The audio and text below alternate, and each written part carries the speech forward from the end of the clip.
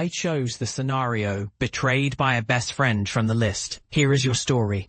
They called me the quiet one, the loyal one, the one who always believed in honesty and friendship.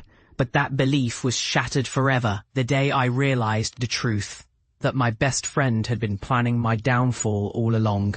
I grew up trusting people, trusting my instincts, trusting that the bonds I built with others meant something real. I worked hard, day and night, building my life from nothing, pouring my soul into my business, into the relationships I cherished, especially the friendship I thought was unbreakable.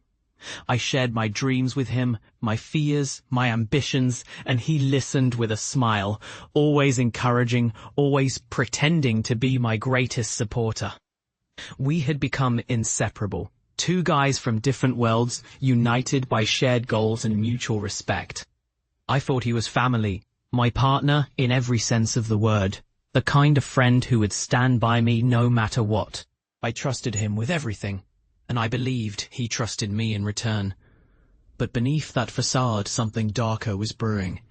One day, I noticed small things, glances exchanged when I wasn't looking, hushed conversations I'd overhear in the corner of a room, a subtle change in his tone whenever I entered the room. I brushed it off at first, telling myself I was paranoid, that no one would betray me. I had no reason to doubt. Then came the day I discovered the truth. My biggest idea, the project I'd poured years of my life into, had been stolen. Not just copied, but stolen outright by him. I found the emails, the secret meetings, the whispered plans, everything he had hidden from me. It hit me like a punch to the gut. The friend I had trusted was the one who had sold me out to the highest bidder, who had taken my dreams and sold them as his own. The betrayal was raw, brutal, and it cut deeper than I ever thought possible. I remember the sinking feeling in my chest, the nausea that followed, the cold sweat that made my palms clammy as I read the lies he'd spun to cover his tracks. I felt humiliated, angry, devastated. How could someone I called brother do this to me?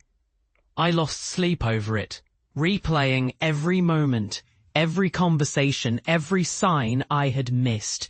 I sank into a darkness I'd never known before, questioning everything I believed about friendship, loyalty, trust.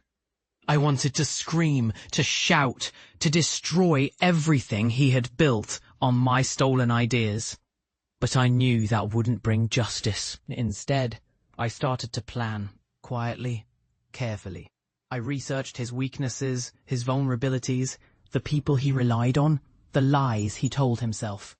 I watched him, kept my distance, learned his routines, and built a silent network of allies, people who saw through his charade, people who knew what he had done. I didn't let him see my pain. Instead, I watched him stumble, saw the cracks in his carefully crafted facade. I could smell the arrogance in his voice, see the smugness in his eyes whenever he thought he was safe. But I was patient. I knew that true justice took time. I felt the cold thrill of my plan forming, every move calculated, every step deliberate. I kept my emotions in check, hiding my rage beneath a calm exterior. Then the moment came. I waited until he was at the height of his false success, thinking he had gotten away with everything. It was during a public presentation, a speech to investors, when I finally struck. I released the evidence, every email, every secret meeting, every lie he told, right there on the big screen. The room fell silent as he froze, his face draining of all color.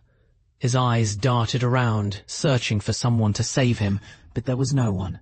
The truth was out. The man who once looked at me with friendship and trust was exposed as a thief, a liar, a traitor. The crowd saw him for what he truly was, nothing more than a snake hiding behind a charming smile. That day, I felt the weight of justice finally lifted from my shoulders. I saw him stumble, humiliated and broken. and I knew I had done what was right. That betrayal had fueled my fire, and I used it to rebuild myself from the ashes. I poured my pain into creating something meaningful. Something that would help others who had been betrayed, who had lost everything to treachery and greed. I started a company dedicated to protecting honest people from the snakes among us, a place where truth and integrity mattered more than anything. I wrote a book about my journey, a testament to resilience and the power of truth. And I became a mentor, guiding others through their own darkness, helping them see that even in betrayal, there is a path back to strength. Today, I stand tall, knowing that I turned my pain into purpose, that I took the darkness of betrayal and transformed it into a force for good. I trust no one blindly anymore, but I believe in justice, in truth, and in the strength of a man who refuses to be broken. If this story moved you, like, share, and subscribe to this channel.